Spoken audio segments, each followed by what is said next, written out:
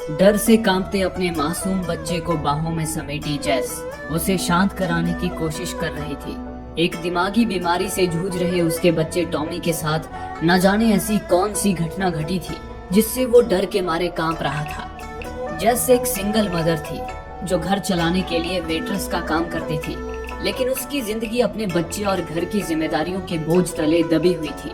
उस दिन जेस बहुत ज्यादा फ्रस्ट्रेट थी क्योंकि टॉमी ने ड्राइंग करते हुए जमीन पर रंग गिरा दिया था, जिसे साफ करते हुए उसके कपड़े भी खराब हो गए थे। तभी उसके घर की डोरबेल बजी। जेस ने जाकर दरवाजा खोला तो देखा कि बाहर तो कोई भी नहीं था। ये देख जेस को बड़ा ताज्जुब हुआ। कुछ देर बाद जेस ने एक बड़े से बैग में अपना सामान पैक किया, घर की चाबी ली और कहीं जाने के लिए निकलने लगी।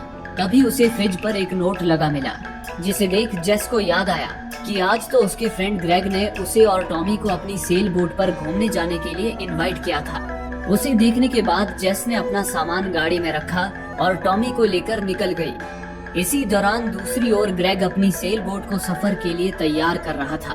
इतने में ही उसके बाकी दोस्त भी बोट पर आ गए। उसके दोस्तों में डाउनी और सैली मैरिड कपल थे और हेदर सैली की दोस्त थी। वे लोग बातें ही कर रहे थे कि इतने में ही जेस ग्रेग के हेल्पर विक्टर के साथ वहां आ पहुंची। जेस टॉमी के बिना ही वहां आई थी और वो काफी मायूस भी लग रही थी। ये देख ग्रेग ने जेस से पूछा, तुम ठीक तो हो ना? इस पर विक्टर ने जेस को ताना मारते हुए कहा, मुझे तो ये बिल्कुल ठीक नहीं लग रही है। ये कहता हुआ वो बोट की ओर बढ़ गया। ग्रेग ने जेस से फिर से पूछा, तुम्हारा बेटा टॉमी भी तुम्हारे साथ आने वाला था, वो कहाँ है? पर उस वक्त जेस अपने ख्यालों में ही खोई हुई थी। उसने ग्रेग से बस इतना कहा कि वो सफर पर जाने के लिए तैयार है। जेस का ये बर्ताव अजीब जरूर था, पर ग्रेग ने उस पर ज्यादा ध्यान नहीं दिया और जेस को बोट पर ले आया। इसके बाद वे सभी समंदर के सफर पर रवाना हो गए। लहरों को चीरती हुई उनकी बोट बीच समंदर की ओर बढ़ी चली जा रही थी। इसी दौरान ग्रेग ने विक्टर से पूछा, जब मैंने जेस से उसका हालचाल पूछा था तो उस वक्त तुम ये क्यों कह रहे थे कि जेस बिल्कुल ठीक नहीं है? इस पर विक्टर ने बताया, जेस तो अपने बेटे टॉमी के साथ आने वाली थी ना, लेकिन उसे अकेले आते हुए देख जब मैंने पूछा कि टॉमी कहाँ है तो वो कुछ देर के लिए अपने आप में ही खो गई, जैसे कि उसे कुछ याद ही ना हो। लेकिन फिर उसने कहा कि वो टॉमी को स्कूल छोड़ आई है, पर आज तो संडे है, भला संडे को कौन सा स्कूल खुला रहता है? इस पर ग्रेग ने कहा, जेस के बेटे टॉमी को कुछ दिमागी डिसेबिलिटीज है, इसलिए वो एक स्पेशल स्कूल में जाता है। हो सकता है वो स्कूल संडे को भी खुला रहता हो। अब वे लोग समंदर में काफी दूर निकल आए थे। तेज हवाएं उनकी बोट को सनसनाती गति से आगे बढ़ा रही थी। सब कुछ ठीक चल रहा था, लेकिन अचानक एक जगह पर आकर हवा जैसे गायब ही हो गई, जिससे उनकी बोट बीच समंदर में अटक गई।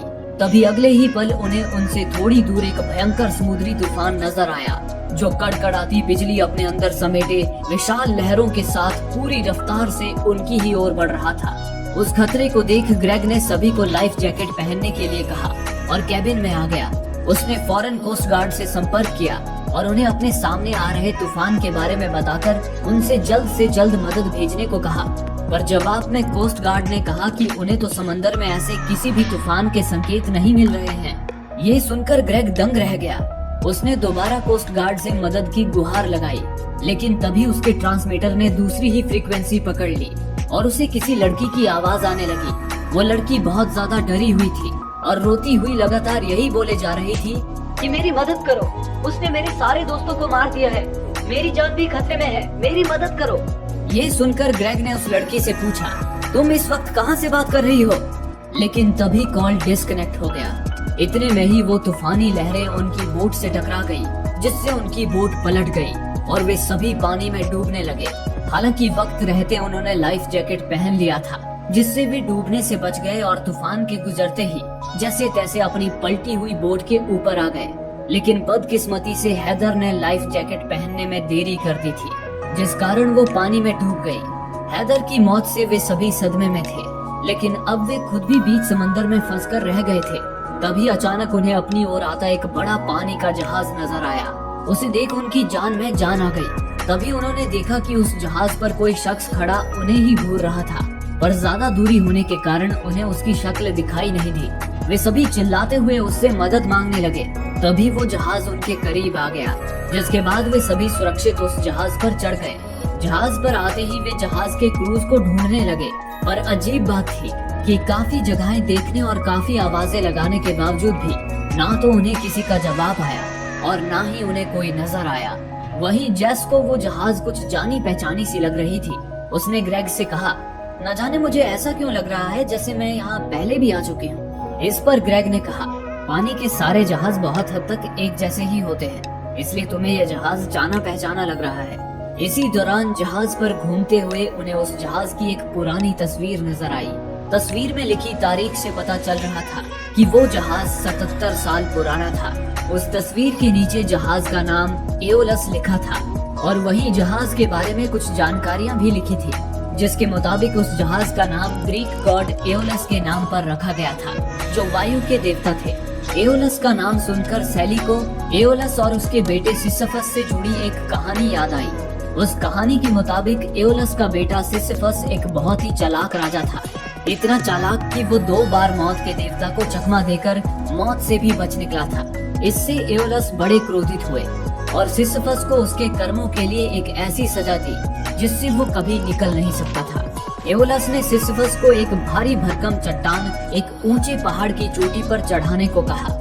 हालांकि सिसिफस को ये सजा ज्यादा मुश्किल नहीं लगी, लेकिन जब भी वो पूरा जोर लगाकर चट्टान को पहाड़ी की चोटी पर ले जाता तो वो चट्टान पहाड़ी के ढलान से लुढ़ककर वापस नीचे आ जाती और सिसिफस को वही सजा फिर दोहरानी पड़ती। इस तरह ईश्वर ने उसे ऐसी सजा से बांध दिया जो इटर्निटी यानी कि अनंत काल तक चलती रहेगी। सैली ये कहानी सुना ही रही थी कि तभी उन्हें पास ही कहीं से कुछ गिरने की आवाज आई। वे लोग जब भागकर उस आवाज की ओर गए तो देखा कि वहाँ चाबियों का एक गुच्छा पड़ा हुआ था, लेकिन वहाँ आसपास कोई नहीं था। जेस ने जब उस चाबी के गुच्छे को देखा तो वो हैरान रह गई, क्योंकि वो चाबियां जेस की ही थी। उसमें जेस के बेटे टॉमी की फोटो वाली की चेन भी लगी हुई थी। उन्हें समझ नहीं आ रहा था कि आखिर जेस की चाबियां वहां कैसे पहुंच गई। इस पर सोच विचार करते हुए वे लोग आगे बढ़ गए। आगे चलकर वे डाइनिंग हॉल में पहुंच गए। तभी जेस ने देखा कि कोई शख्स हॉल के बाहर छुपकर उन्हें देख रहा है। जेस की उस पर नजर पड़ते ही वो शख्स भाग खड़ा हुआ। उसकी भनक पाकर विक्टर भी फौरन उसके पीछे भागा, लेकिन थोड़ी ही दूर जाकर वो शख्स मानो किसी परछाई की तरह गायब हो गया। विक्टर आसपास उसे तलाश करने लगा। इसी दौरान उधर ग्रेग भी जहाज के क्रू मेंबर को ढूंढने निकल गया। जेस भी उसके पीछे गई। वहीं सैली और डाउनी डाइनिंग हॉल में ही रुककर उनके वापस आने का इंतजार करने लगे। उधर ग्रेग और जेस जहाज में भटक रहे थे। तभी अचानक उन्हें एक कमरे के बाथरूम से आती शावर के चलने की आवाज आई। वे जब भागकर उस कमरे में गए तो देखा कि बाथरूम के शीशे पर खून से लिखा हुआ था, थिएटर में जाओ। उसे देख जेस तो बुरी तरह डर गई और ग्रेग को लग रहा था कि ये जरूर जहाज के क्रू मेंबर्स की ही हरकत है। वे उनके साथ जरूर कोई प्रैंक कर रहे हैं। ग्रेग उन्हें ढूंढने थिएटर की ओर जाने लगा, लेकिन जेस ने उसे रोकते हुए कहा, ये कोई प्रैंक नहीं है, बल्कि यहाँ जरूर कुछ गड़बड़ है। मैं जब से यहाँ आई हूँ तब से मुझे डेजा वू हो रहे हैं। ऐसा लग रहा है कि इस जहाज पर हो रही हर एक घटना मेरे साथ पहले भी हो चुकी है। इस पर ग्रेग ने जेस पर भड़कते हुए कहा, अब तुम अपनी ये बेतुकी बातें करना बंद करो। ये सुनकर जेस ग्रेग से नाराज हो गई और वापस डाइनिंग हॉल में आ गई। पर अब डाउनी और सैली वहाँ नहीं थे। जेस उन्हें आवाज लगा ही रही थी कि तभी विक्टर वहाँ आ गया। जेस ने देखा कि विक्टर बुरी तरह घायल था। उसके सिर के पीछे एक छेद हो गया था जिस पर से खून की धार बह रही थी। उसे देख जेस घबरा गई। वो जब विक्टर को सहारा देने गई तो अचानक विक्टर ने जेस की गर्दन ही दबोच ली और ये कहता हुआ उसे मारने लगा कि मेरी इस हालत की जिम्मेदार तू ही है, मैं तुझे जिंदा नहीं छोड़ूंगा। इस पर जेस ने कहा, तुम पागल हो गए हो, भला मैं तुम्हें क्यों मारूंगी। लेकिन गुस्से से बौखलाया विक्टर उसे मारने पर उतारू हो चुका था। तभी जेस ने अपना बचाव करते हुए उसके सिर के पीछे लगी चोट में अपनी उंगली घुसा दी, जिससे विक्टर ने वही दम तोड़ दिया। अगले ही पल जेस को कहीं से गोली चलने की आवाज आई। वो फौरन आवाज की दिशा में भागती हुई थिएटर तक पहुंच गई। वहां पहुंचकर उसने देखा कि सामने ग्रेग की लाश पड़ी थी और डाउनी और सैली उसे पकड़े रो रहे थे। जेस ग्रेग की मौत के बारे में कुछ भी पूछ पाती उससे पहले ही गुस्से से बौखलाई सैली ने जेस पर चिल्लाते हुए कहा, आखिर तुमने ग्रेग को क्यों मारा? ग्रेग ने मरने से पहले हमें बताया कि उसे गोली मारने वाली तुम ही थी। इस पर जेस ने कहा, लेकिन मैं तो इसके पहले कभी थिएटर में आई ही नहीं, फिर भला मैं ग्रेग को कैसे मार सकती हूँ। ये सुनकर डाउनी ने कहा, अब अपना नाटक बंद करो। जब हम डाइनिंग हॉल में थे तब तुम्ही ने हमें यहाँ थिएटर में आने को कहा था, क्या तुम हमें भी मारना चाहती हो? इस पर जेस ने भी उनसे चिल्लाते हुए कहा, तुम लोग पागल तो नहीं हो गए हो? मैं तो खुद तुम लोगों को डाइनिंग हॉल में ढूंढने गई थी। मैंने तुम्हें यहाँ आने को कब कहा? जेस ये कह ही रही थी कि तभी थिएटर के ऊपर से एक गोली चली जिसने सैली के सीने को छन्नी कर दिया। वो गोली थिएटर के ऊपर खड़े एक नकाबपोश ने चलाई थी जिसका अगला निशाना जेस और डाउनी थे। बेहोश संभाल पाते उससे पहले ही नकाबपोश ने डाउनी को भी गोली मारकर मौत के घाट उतार दिया और जेस पर भी गोलियां दागने लगा। जेस किसी तरह उसकी गोलियों से बचती बचाती बाहर भाग निकली, पर वो नकाबपोश मौत बनकर जेस का पीछा करने लगा। जेस भागती हुई जहाज के अपर डेक पर आ गई और वहाँ रखी एक कुल्हाड़ी उठा ली। अब उस नकाबपोश की गोलियां खत्म हो चुकी थी। वो एक रॉड लेकर जेस को मारने आया, लेकिन जेस ने उस पर कुल्हाड़ी से वार पे वार करके उसे निहत्था कर दिया। वो नकाबपोश जेस के वार से बचता हुआ जहाज के किनारे पर आ गया। जेस ने उससे पूछा, आखिर तुम कौन हो और हमें क्यों मार रहे हो? इस पर उस नकाबपोश ने कहा, अगर तुम्हें घर लौटना है तो तुम्हें अपने दोस्तों को मारना ही होगा। लेकिन जेस को उसकी इन बातों का मतलब समझ नहीं आया। जेस ने नकाबपोश पर कुल्हाड़ी से वार किया, जिससे बचने के चक्कर में वो नकाबपोश समंदर में गिर गया। उससे छुटकारा मिलते ही जेस ने अभी राहत की सांस भरी ही थी कि तभी उसे समंदर से कुछ लोगों के चीखने की आवाजें आई। उसे सुनकर जेस जब जहाज के दूसरे किनारे पर पहुंची तो उसके सामने एक ऐसा विचित्र दृश्य था जिसे देख उसका दिलो दिमाग ही जैसे सुन पड़ गया। उसने देखा कि समंदर में ठीक उन्हीं की तरह एक पलटी हुई बोट मौजूद थी जिस पर उसके सारे दोस्तों के हम शक्ल मौजूद थे और तो और उनके साथ एक दूसरी जेस भी थी। वे सभी जेस को जहाज पर खड़े देख उससे मदद की गुहार लगा रहे थे। हालांकि दूरी ज्यादा होने के कारण उन्हें जेस की शक्ल पहचान नहीं आ रही थी। ये सब देख जेस को वो घटना याद आई जब वो और उसके दोस्त उस पलटी बोट पर खड़े जहाज से मदद मांग रहे थे और उन्हें भी जहाज पर खड़ा एक शख्स नजर आया था। डरी सहमी जेस जहाज के किनारे से दूर हट गई। तभी वो दूसरी जेस और उसके दोस्त जहाज पर चढ़ गए। जेस छुप छुप कर उन्हें देखने लगी। उसने देखा कि वे लोग ठीक उसी तरह जहाज पर किसी की तलाश में भटक रहे थे जैसा कि शुरुआत में जेस और उसके दोस्त भटक रहे थे। आगे चलकर जेस ने दूसरी जेस और ग्रेग की बातें सुनी। वो दूसरी जेस भी जहाज को देख ग्रेग से यही कह रही थी कि उसे डेजा वू हो रहे हैं। लग रहा है जैसे उसके साथ वो सब पहले भी हो चुका है, लेकिन ग्रेग उसकी बातों पर यकीन नहीं कर रहा था। उसके बाद वे लोग जेस और उसके दोस्तों की तरह ही जहाज की तस्वीर के पास पहुंच गए और वहां एओलस और सिसिफस की कहानी पर चर्चा करने लगे। ऐसा लग रहा था मानो जेस अपनी बीती घटना अपने सामने रिपीट होते देख रही हो। ये सब देख जेस रोती हुई सिर पकड़कर वहीं बैठ गई। तभी उसका वो चाबियों का गुच्छा जो उसे जहाज पर ही पड़ा मिला था वो नीचे गिर गया। चाबी गिरने की आवाज सुनकर दूसरी जेस और उसके दोस्त उसकी ओर आने लगे। उन्हें देख जेस वहाँ से भाग खड़ी हुई। फिर आगे की घटना भी बिल्कुल पहले की तरह हुई। जब दूसरी जेस ने चाबियों का वो गुच्छा देखा तो वो दंग रह गई। उसने अपने दोस्तों को बताया कि वो चाबियां तो उसकी ही हैं। उसमें उसके बेटे की फोटो भी लगी है। उसके बाद वो दूसरी जेस और उसके दोस्त डाइनिंग हॉल में पहुंच गए। जेस हॉल के बाहर से उन्हें छुपकर देखने लगी। तभी उस दूसरी जेस ने जेस की एक झलक देखी। उसे देखते ही जेस वहाँ से भाग निकली। उस दूसरी जेस ने अपने दोस्तों को जब बताया कि उसने किसी शख्स को वहाँ से भागते देखा है तो विक्टर उसे ढूंढने निकल पड़ा। तब तक जेस जहाज के ऊपरी डेक पर आ चुकी थी। तभी जेस को पानी में तैरती हुई डाउनी की लाश नजर आई जिसे सीगल्स नोच नोच के खा रहे थे। ये वही डाउनी था जिसे उस नकाबपोश ने गोली मारी थी। जेस इस सोच में पड़ गई कि आखिर डाउनी की लाश को समंदर में किसने फेंक दिया। तभी विक्टर वहाँ आ पहुँचा। विक्टर जेस को वहाँ देखकर चौंक गया। उसने कहा, तुम इतनी जल्दी डाइनिंग हॉल से यहाँ कैसे पहुँच गई? इस पर जेस ने उसे समझाते हुए कहा, डाइनिंग हॉल में जो ग्रेग, डाउनी और सैली हैं, वो सब असली नहीं है बल्कि डुप्लीकेट्स हैं। और तो और वहाँ मेरी भी एक डुप्लीकेट है।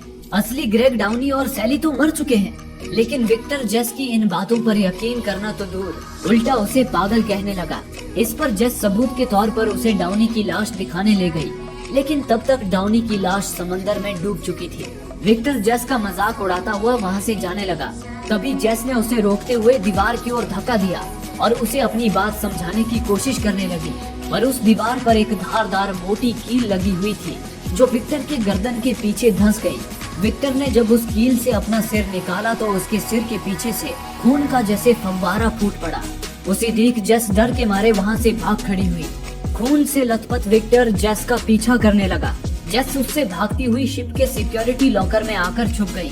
तभी उसने देखा कि वहाँ कुछ पर्चियों के ढेर पड़े हुए थे। उन सारी पर्चियों में बस यही लिखा हुआ था कि जैसे ही वो सब जहाज पर आए उन्हें मार देना।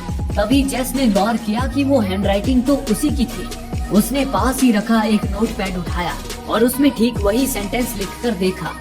उन सारी पर्चियों में लिखे सेंटेंस उसकी हैंडराइटिंग से बिल्कुल मैच हो रहे थे। उन पर्चियों के ढेर और अब तक रिपीट हो रही सारी घटनाओं को देखकर जेस को एक बात तो समझ आ गई कि उस शिप पर जो घटनाएं घट रही थी वो सिर्फ इस बार नहीं, पहले भी कई बार हो चुकी थी। जेस एक टाइम लूप में फंस चुकी थी, जहां जब भी उसके सारे दोस्त मर जाते थे तब टाइम लूप फिर से शुरू हो जाता था और एक नई जेस और उसके सारे दोस्त उस पलटी हुई बोट से वापस जहाज पर आ जाते थे और फिर बार बार एक ही घटना को दोहराते थे।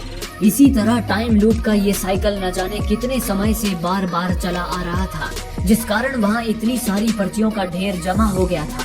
तभी जेस ने देखा कि उस कमरे में ठीक उसी तरह की बंदूकें और कपड़े रखे हुए थे जैसा कि उस नकाबपोश ने पहना था।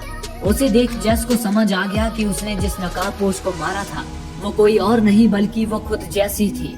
अब तक हुई इन सारी घटनाओं से जेस का जैसे सिर घूमने लगा। उसके दिमाग में बार बार नकाबपोश की कही बात गूंजने लगी कि अगर तुम्हें घर लौटना है तो तुम्हें अपने दोस्तों को मारना ही होगा। अगर वो जहाज पर आए तो उन्हें मार दो। ये बात उसके दिलो दिमाग पर हावी होने लगी। एक पल को तो पागलपन में उसने बंदूक उठा ली और नकाबपोश बनकर घर लौटने की चाहत में अपने दोस्तों को मारने के बारे में सोचने लगी। लेकिन फिर जेस ने किसी तरह खुद पर काबू कर लिया। इस बार उसने ठान लिया कि बाकी जेस की तरह वो अपने दोस्तों को नहीं मारेगी, जिससे टाइम लूप का पैटर्न बदल जाएगा और वो अपने दोस्तों के साथ शिप से निकल जाएगी। जेस ने सिक्योरिटी लॉकर से एक बंदूक उठा ली और डाइनिंग हॉल की तरफ चली आई। उसने देखा कि वो नई जेस डाउनी और सैली को ढूंढती हुई डाइनिंग हॉल में आ चुकी थी। इतने में ही जख्मी विक्टर भी वहाँ आ गया। ये वही घटना थी जब वो नई जेस विक्टर को घायल देख उसकी मदद करने आएगी, लेकिन विक्टर जेस को मारने लगेगा और जेस उसके घाव को कुरेद कर उसे ही मार देगी। पर इस बार वो नई जेस विक्टर के पास जाती उससे पहले ही जेस उनके बीच आ गई और उस नई जेस पर बंदूक तान दी और नई जेस अपनी डुप्लीकेट को देख डर के मारे वहाँ से भाग गई। विक्टर की जान बचाकर जेस को यकीन हो गया कि अब बाकी लोग भी बच जाएंगे, लेकिन इतने में ही उसे थिएटर से गोली चलाने की आवाज आई। जेस विक्टर को एक कोने में बिठाकर फौरन थिएटर पहुंच गई। तभी उसने देखा कि थिएटर में तो एक और नकाबपोश मौजूद था जिसने ग्रेग को मौत के घाट उतार दिया था और अब उसका अगला निशाना सैली थी। उस नकाबपोश ने जैसे ही सैली पर गोली चलाई, जेस ने उसे वहां से धक्का देकर बचा लिया और उस नकाबपोश पर ही गोली दाग दी, लेकिन उसकी गोली नकाबपोश के सिर को छूकर निकल गई और वो लहूलुहान हो गया। मौका पाकर जेस डाउनी और सैली को लेकर वहाँ से भाग निकली। जेस ने डाउनी और सैली को भी बताया कि वे लोग टाइम लूप में फंसे हुए हैं, लेकिन वे टाइम लूप का पैटर्न बदलकर वहाँ से निकल सकते हैं। ये बताकर जेस ने उन्हें अपनी बंदूक थमा दी और आगे कहा, मैं विक्टर को लेने जा रही हूँ। हम विक्टर को लेकर शिप से निकल जाएंगे, लेकिन तब तक तुम लोग यहीं रहना और किसी पर भी भरोसा मत करना। अगर कोई भी तुम्हारे पास आए तो उसे शूट कर देना। ये बताकर जेस डाइनिंग हॉल में विक्टर को लेने आई, पर अब विक्टर वहाँ से गायब हो चुका था। तभी जेस को फर्श पर खून के निशान दिखे जो आगे शिप के किनारे तक गए हुए थे। जेस समझ गई कि किसी ने विक्टर को मारकर उसकी लाश समंदर में फेंक दी है। इसी दौरान जेस को धड़ाधड़ चलती गोलियों की आवाज आई। वो फौरन उस आवाज की दिशा में भागने लगी। वो गोलियां डाउनी ने चलाई थी क्योंकि उसे गलियारे के मोड़ पर किसी के छुपे होने की भनक लग गई थी। वो और कोई नहीं बल्कि वही नकाबपोश कातिल था। वो नकाबपोश समझ चुका था कि जब तक डाउनी के पास बंदूक है वो उसे मारने उसके करीब भी नहीं जा सकता। तभी उस नकाबपोश ने अपना नकाब उतारा। वो नकाबपोश और कोई नहीं, जेस की ही एक और डुप्लीकेट थी। वो नकाबपोश जेस डाउनी और सैली के पास आ गई। डाउनी और सैली उसे ही असली जेस समझ बैठे। नकाबपोश जेस उन्हें लेकर एक कमरे में आ गई। डाउनी नकाबपोश जेस से उन्हें वहाँ लाने की वजह पूछ ही रहा था कि तभी नकाबपोश जेस ने अपने बैग से एक चाकू निकाला और एक ही वार में डाउनी की गर्दन चीर डाली। ये देख सैली उसे बचाने आई, पर नकाबपोश जेस ने उसके भी पेट पर चाकू भोंक दिया। उसके बाद नकाबपोश जेस डाउनी पर चाकू गोद गोद कर उसे मौत के घाट उतारने लगी। इसी बीच मौका पाकर सैली घिसटती हुई दरवाजे से बाहर निकल आई। सैली और डाउनी की चीख पुकार सुनकर जेस भी वहां पहुंच गई। पर नकाबपोश जेस से धोखा खा चुकी सैली को जेस से भी खतरा महसूस होने लगा। वो जेस को देख डर के मारे वहाँ से भागने लगी। सैली भागती हुई जहाज के कम्युनिकेशन रूम में पहुँच गई। वहीं उसने ट्रांसमीटर पर कोस्ट गार्ड से मदद के लिए संपर्क किया और रोते हुए कहा, मेरी मदद करो, उसने मेरे सारे दोस्तों को मार दिया है, वो मुझे भी जिंदा नहीं छोड़ेगी। तभी दूसरी ओर से आवाज आई, तुम इस वक्त कहाँ से बात कर रही हो? वो आवाज किसी और की नहीं बल्कि ग्रेग की ही थी। ये वही घटना थी जब शुरुआत में तूफान उनकी बोट के करीब आ रहा था और ग्रेग मदद के लिए कोस्ट गार्ड से संपर्क कर रहा था। लेकिन तभी उसे एक रोती हुई लड़की की आवाज सुनाई देने लगी थी। वो आवाज असल में सैली की ही थी। इतने में ही जेस को वहाँ आते देख सैली अपर डेक पर चली गई। जेस भी जब उसका पीछा करती हुई अपर डेक पर पहुंची तो देखा कि उसके सामने ढेरों सैली की लाशें पड़ी थी, जिसे सीगल्स नोच नोच कर खा रहे थे। वे सब भी पेट पर चाकू घोंपे जाने की वजह से ही मरे थे। उन्हीं लाशों के बीच पड़ी सैली अपनी आखिरी सांसें गिन रही थी। उन ढेर सारी सैली की लाशों को देखकर जेस समझ गई कि ये घटना भी पहले भी कई बार रिपीट हो चुकी थी। यानी कि उसने टाइम लूप का पैटर्न नहीं बदला था, बल्कि वो अब भी टाइम लूप में ही फंसी हुई थी। तभी जेस को शिप के लोअर डेक से कुछ आवाजें आई। उसने देखा कि लोअर डेक पर उस नई जेस और नकाबपोश जेस, जो अब बेनकाब हो चुकी थी, उनके बीच लड़ाई हो रही थी। जेस ने देखा कि उस नई जेस ने नकाबपोश जेस को एक रॉड से पीट पीट कर मौत के घाट उतार दिया और समंदर में फेंक दिया। ये घटना वैसी ही थी जब शुरुआत में जेस ने नकाबपोश को समंदर में गिरा दिया था। हालांकि शुरुआत वाली घटना में जेस ने नकाबपोश को जान से नहीं मारा था, पर इस घटना में नई जेस ने नकाबपोश जेस को जान से मारकर समंदर में फेंक दिया था। इस बार भी वो नकाबपोश जेस जैसे ही समंदर में गिरी, तभी एक नई जेस और उसके सारे दोस्त वापस उस पलटी हुई बोट पर आ गए और फिर से पहले की तरह वही घटना रिपीट होने लगी। जेस इन घटनाओं से तंग आ चुकी थी। उसे समझ नहीं आ रहा था कि अब वो इस टाइम लूप से निकले तो निकले कैसे। उसे उसके बेटे टॉमी की फिक्र होने लगी। वो ये सोचकर रोने लगी कि टॉमी इस वक्त किस हाल में होगा। अब उसे किसी भी तरह टॉमी के पास लौटना था।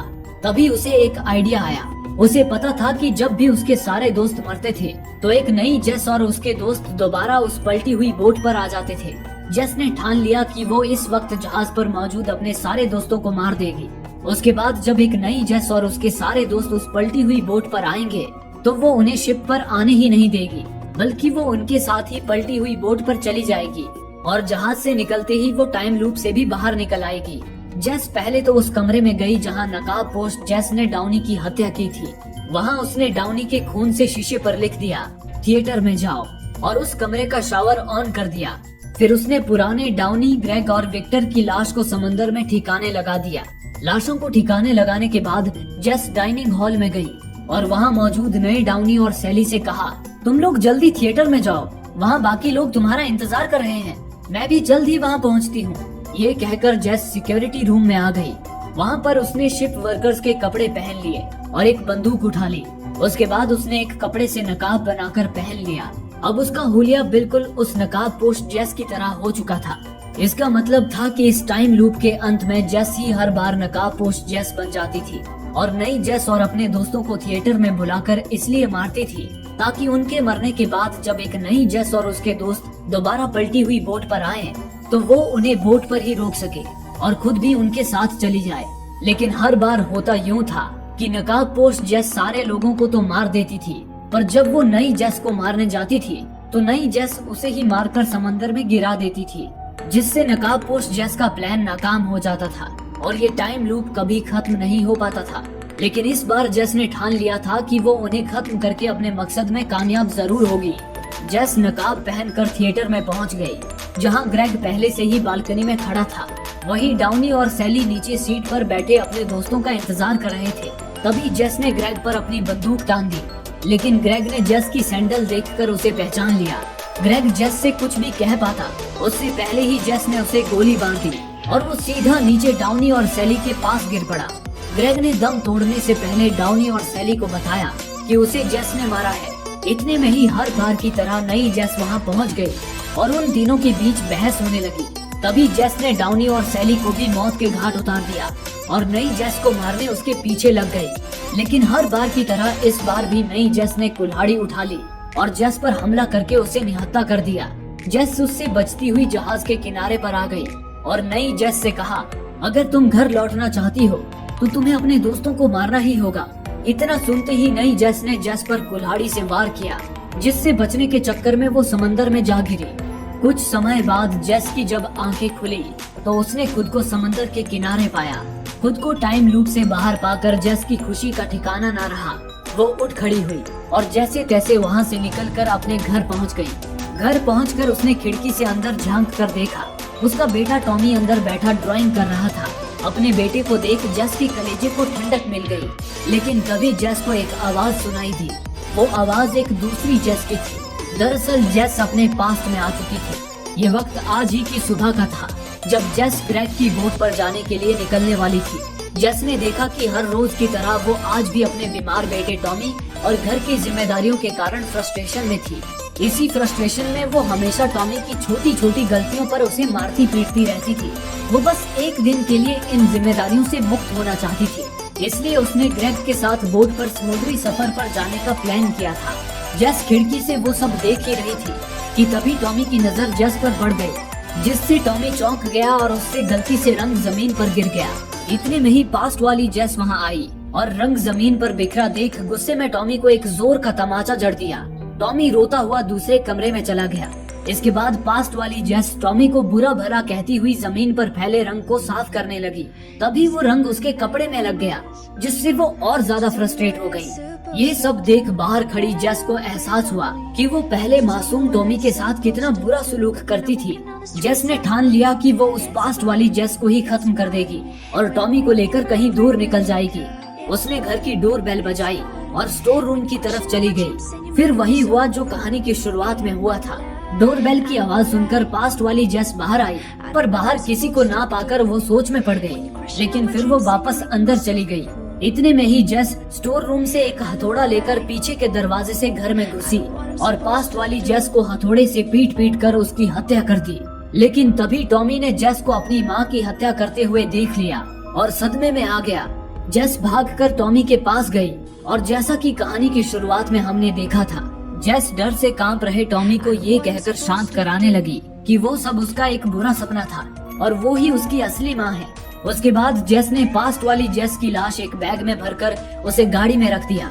फिर जब वो घर की चाबी लेकर बाहर आ रही थी, तभी उसे फ्रिज पर लगा वो नोट मिला, जिसमें लिखा था कि ग्रेग ने उसे बोट पर इनवाइट किया है।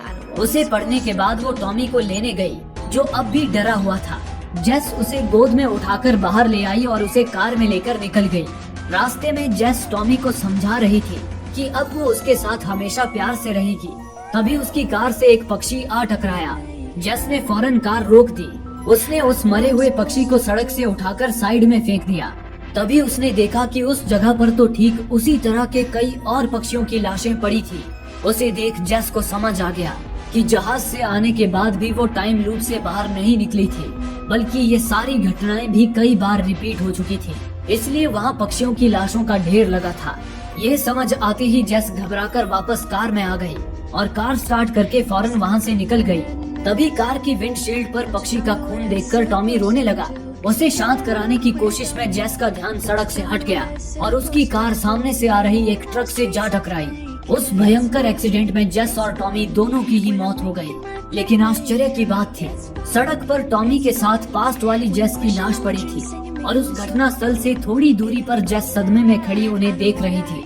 अपनी और टॉमी की लाश को देख जेस को एहसास हो गया कि वो मर चुकी है और आत्माओं की दुनिया में है। जेस ने टॉमी के साथ बुरा सलूक किया था और उसकी लापरवाही की वजह से ही टॉमी की जान गई थी। इसलिए उसकी आत्मा को आफ्टर लाइफ में सजा मिल रही थी। जेस को भी वही सजा मिली थी जो एक समय सिसिफस को मिली थी, एक कभी न खत्म होने वाली सजा। जेस एक दिन के लिए टॉमी की जिम्मेदारियों से दूर जाना चाहती थी, इसलिए उसे जहाज पर एहसास कराया जाता था कि वो टॉमी के पास कभी नहीं लौट सकती, ताकि उसे टॉमी की इम्पोर्टेंस समझ आए। फिर जब वो जहाज से बाहर निकलती थी तो उसे दिखाया जाता था कि वो टॉमी के साथ कितना बुरा सलूक करती थी। साथ ही उसे बार बार टॉमी की मौत दिखाकर तड़पाया जाता था। जेस टॉमी की लाश देख रो रही थी। तभी एक टैक्सी ड्राइवर जेस के पास आया। वो टैक्सी ड्राइवर एक फेरीमैन था जो आत्माओं को उनकी सही जगह पर पहुंचाता था। वो जेस को लेकर उसी सी पोर्ट पर आ गया जहां ग्रेग अपने दोस्तों के साथ समुद्री सफर पर जाने की तैयारी कर रहा था। तभी उस टैक्सी से निकलते ही जेस अपना सारा पास्ट ही भूल गई। उसे ये तक याद नहीं रहा कि वो मर चुकी है। इतने में ही विक्टर जेस के पास आया और जेस से पूछा, तुम तो यहाँ अपने बेटे के साथ आने वाली थी ना, वो कहाँ है? ये सुनकर जेस कुछ पल के लिए गहरी सोच में डूब गई। उसे टॉमी की मौत के बारे में कुछ भी याद नहीं था। उसे बस ये याद था कि इस वक्त टॉमी स्कूल में होता था, इसलिए उसने जवाब दिया, मैं टॉमी को स्कूल छोड़ आई हूँ। इसके बाद जेस और विक्टर ग्रेग की सेल बोट पर पहुँच गए और एक बार फिर समुद्री सफर पर निकल गए, जहाँ से वो टाइम लूप दोबारा शुरू हो गया और जेस फिर से अपनी वो सजा भुगतने लगी जो उसे इटर्निटी यानी कि अनंत काल तक मिलती रहेगी। दोस्तों, आप में से काफी लोगों का कहना है कि हमारे वीडियोस आप तक नहीं पहुंच पा रहे हैं।